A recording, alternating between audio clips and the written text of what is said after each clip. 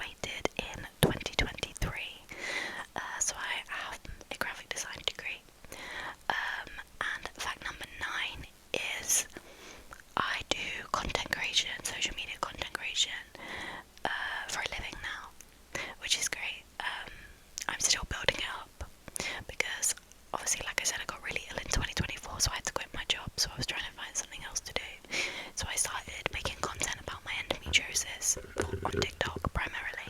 And then since then it's kind of snowballed a little bit for me, and I've started doing other things. I've started getting, paid work as well, which is really, really nice because it's way more accessible. So, I can't remember, was that fact 8 or fact 9? But anyway, I'm doing content creation now as a freelancer. I really want to get into writing as well, like freelance writing, because I have a lot to talk about. I have a lot to talk about. I'm poly, I'm bisexual, I'm disabled, I'm chronically ill, I have endometriosis, I'm a woman, I'm a creative. I'm definitely like, I have a lot to say. But I'm getting into writing, and I have a Substack, which I'll try and remember to link down below. But if I don't link it down below, it should be in my link tree, which is linked down below, or linked on my account. But yeah, I go by Chronically Happy on basically everything.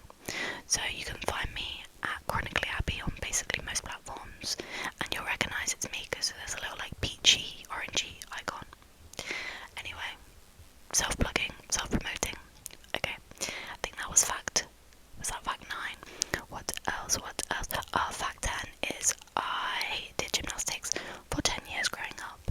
I did gymnastics from the age of 3 until the age of about 13, and I absolutely loved it. The reason I quit, as I'm sure most gymnasts at a young age will relate to, is simply because I wasn't good enough to like take it all the way. And you get to a point in gymnastics where you kind of know if you're not going to be good enough to like compete in championships or take it, like, some people obviously go on to do the Olympics and stuff. I knew I wasn't going to be that good. I didn't really want it for that, so I stopped because it was very expensive as well, I remember.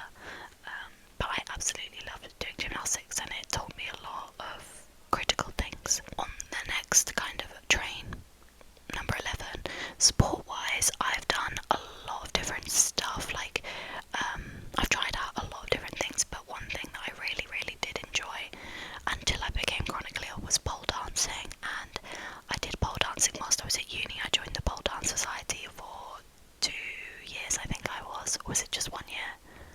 I can't remember. Anyway, I was in pole dance for a while. I got pretty decent, and then I had to stop because of my illness, but it was so fun, and I can't wait to get back to that one day, and I know I will. I will find a way for this chronically ill body to make pole dancing work in some way.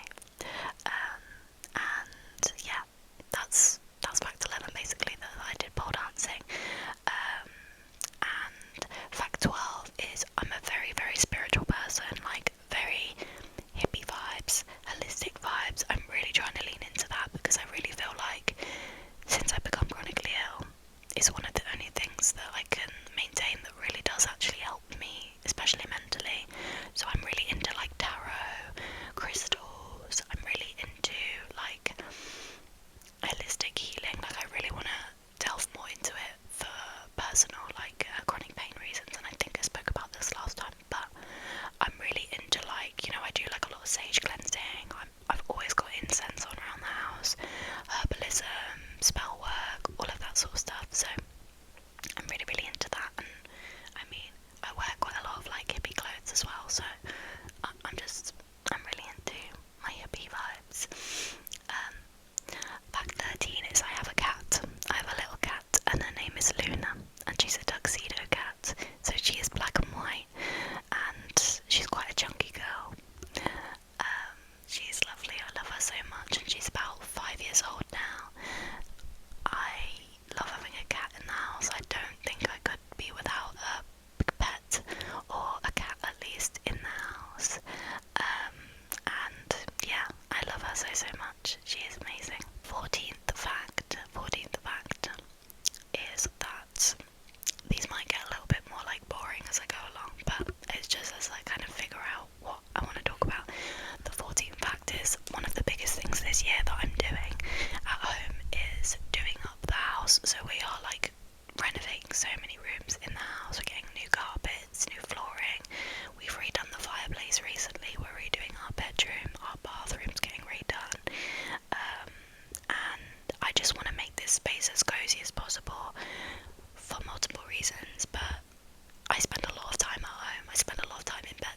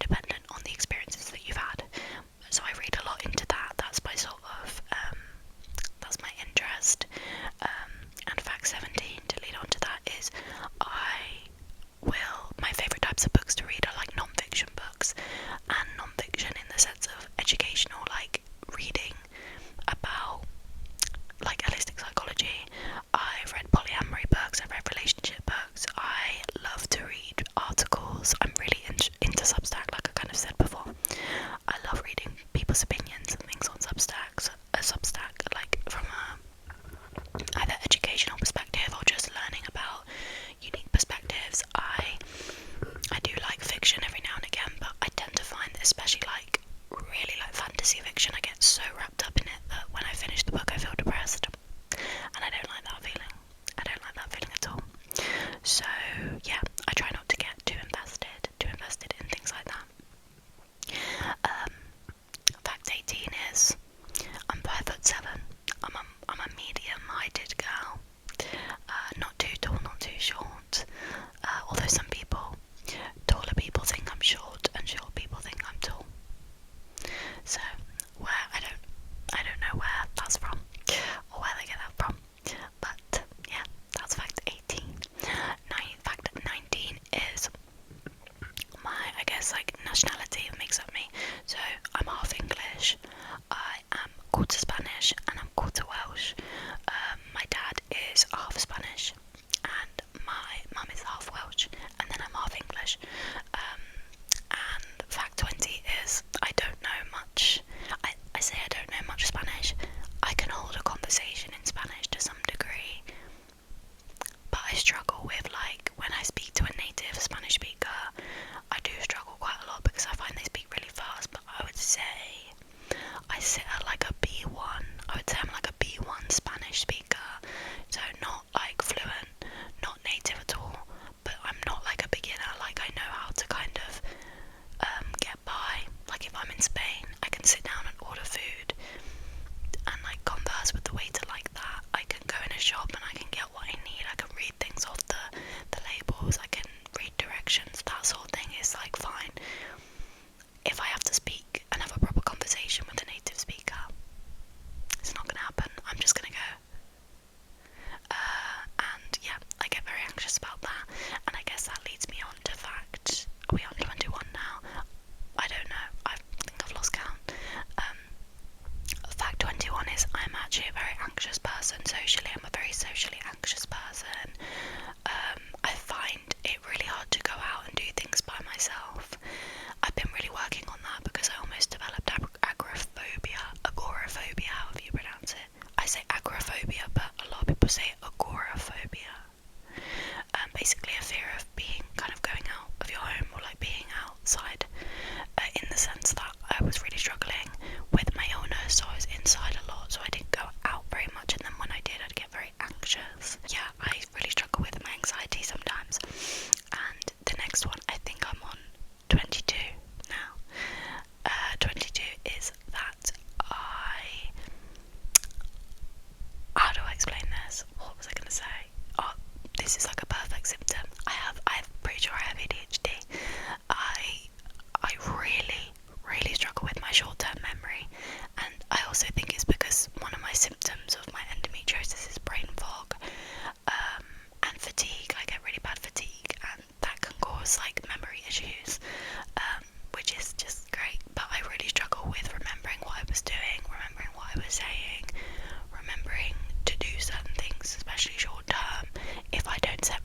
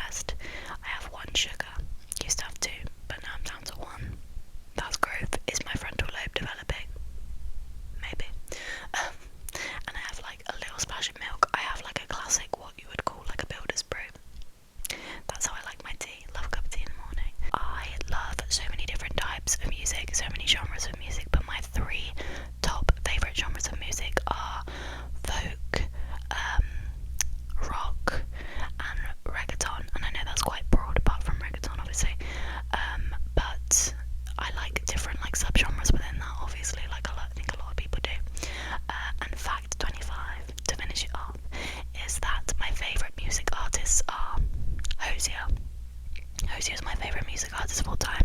I will listen to anything Hosier. I love everything Hosier. I really want to go see him live, but we'll see if that's possible.